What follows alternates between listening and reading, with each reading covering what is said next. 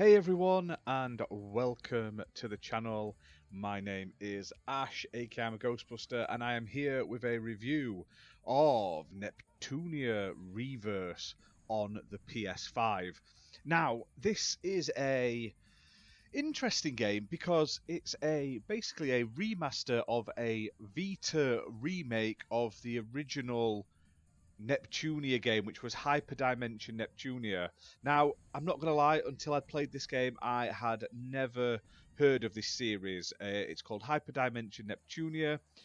It's been out since like 2010, so it's going on like 13 years now, this franchise. Developed by like Idea Factory and Compile Heart. And yeah, I was interested. This game obviously is a sort of remaster of the remake, which is a weird one, but it runs at 4K, solid 60 FPS, which is always nice. Now, the game itself, basically, I've only played this game, so I couldn't tell you about the sort of wider world of the sort of whole franchise. I am going to take a look at it though after playing this one. It takes place in the world of Gamindustri.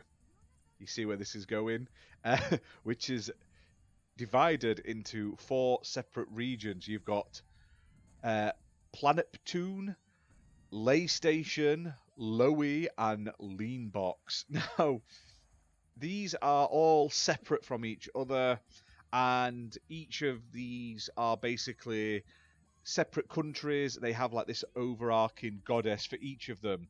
Now, each of these goddesses are all wearing sort of slightly skimpy clothing that sort of resemble games consoles from back in 2010. So you've got one that looks like a Wii, one that's like an Xbox, PlayStation, and Sega.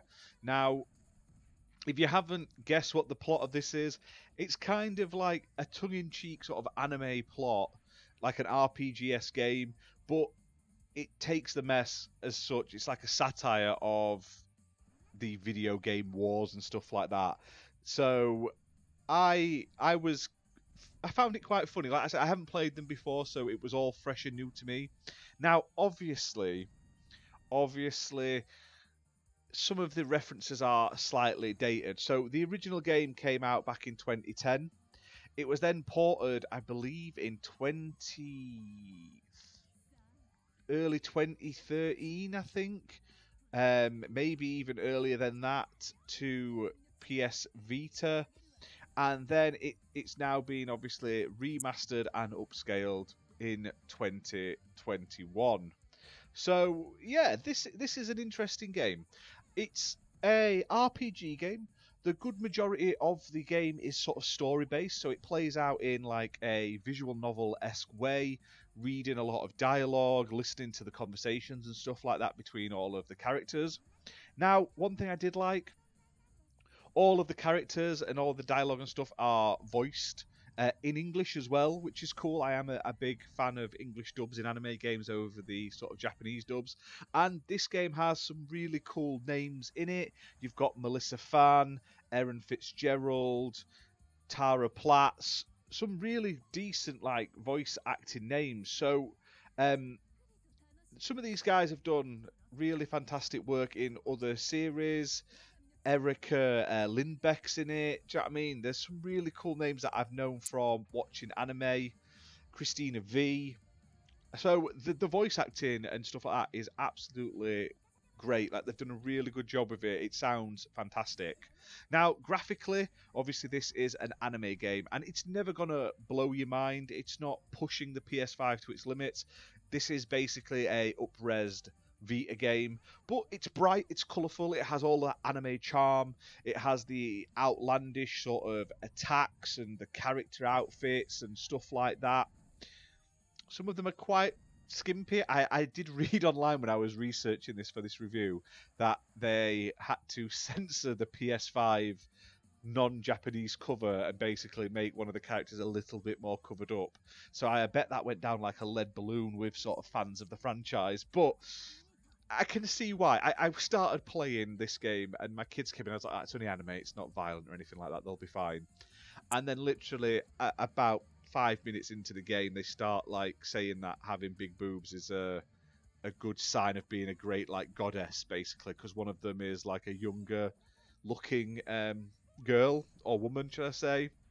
And I was like, I can't play this in front of my kids, can I at all? So it sharply went off, and I came back to it when my kids weren't about. It's not like dirty, rude, or anything like that, but like when they're talking about like boob size and stuff, I was like, yeah, I'll play this on my own. Now, there are some updates to this game. So the core part of the game, like I say, is the story mode. Then there's like dungeon exploring, like 3D dungeon exploring, similar to some of the sort of, I think it was Final Fantasy 13, that sort of style. And then you have battles, either like solo or with teams that you can build up. And the battles are sort of turn-based, but on like open, like circular arenas. Like, so you've got so much space you can sort of run around, do your attacks, turn-based basically, and you also have like special abilities and everything like that that you'd expect in these sort of games. Now, they have added a couple of things to the game. Now, in terms of the core game, it's pretty much exactly the same. There is a new fishing minigame that has been added.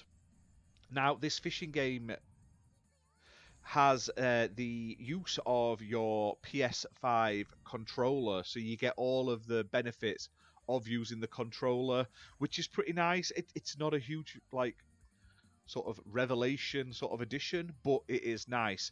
But then the next edition is probably the best thing. So there's an arrange mode. And in arrange mode, you can play with basically like all of the characters from the game. I think there's 27 available, and from the start. So as you play the game normally, you get a set character.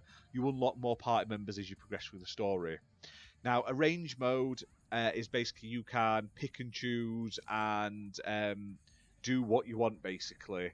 So it mixes things up, especially if you're a fan of the franchise. Now, if you've never played this like me, I don't recommend playing that mode first, because it messes with everything and it doesn't make a lot of sense story-wise or anything like that. So if you've not played the game, play the story mode first, then use arrange mode to get a bit more replayability out of the game, mix it up a bit and sort of tweak your teams and stuff like that.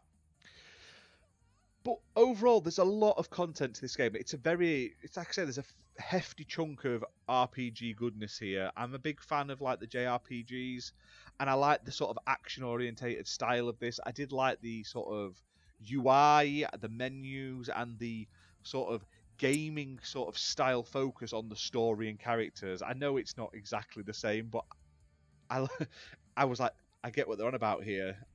Plus, it has the haptic triggers, additions with the mini game where you can also unlock new gear and stuff like that. Overall, not bad. Now, it's not perfect. Cutscenes, and this is a problem with a lot of remasters that I've been having recently. I had the same problem with the Destroy All Humans remaster. Now, the cutscenes are still like the old cutscenes. They've not been upscaled, so they look a little out of place. So it'll go from like bright, crisp 4K resolution to much less resolution, upscaled PS Vita style cutscenes. Now, the cutscenes are good for progressing the story and everything, and they're serviceable, but it is a noticeable difference, especially when the rest of the game looks so nice and crisp. I mean, obviously, the environments aren't super detailed or anything like that. Same that you find with a ton of Square Enix games and stuff like that. But the cutscenes, like I say, you can see a noticeable difference, and it's not the end of the world at all. Like I say, it plays all right. Now, there is a bit of repetition in the type of gameplay. It does get a bit grindy and stuff like that. And if you've played this game before, either originally or on the PS Vita, the PS5 Hefty Price Tag may be a bit of an off-put when there's not a huge amount of new content or changes being added. Obviously, if you're a hardcore fan, it's probably worth checking it out. But if you've played through the story once and you're not that fussed to playing it again, you may just want to stick with your PS Vita version. But for new fans, I think it's definitely worth giving it a try. It's a series that I'd never ever heard of, and I'll definitely be looking into this. This is their first PS5 exclusive, so hopefully they port more of them over. They may have done it by now, because like I said, this did come out in 2021. But big thank you to the publishers for sending us a copy of this game. So big thank you to Idea Factory International for that. Really looking forward to doing more of their games. Like I say, they have sent me a copy of Dokapon Kingdom Connect for the Nintendo Switch, so I will be covering that as well. Now, if you are interested in this game, like I say, it's single player only, PS5 only, so you can't play it on your PS4, and it's normally priced at $44.99. Now, there's also an add-on you can buy for $3.99, which is a Neptunia shooter. And this is a 8-bit bullet hell space shooter sort of spin-off. So it features 6 8-bit levels to work through and stuff like that. And I think that's pretty cool. I'm going to pick that up myself because that's $3.99, and I think I'm going to support the devs. They've sent me a free copy for the review.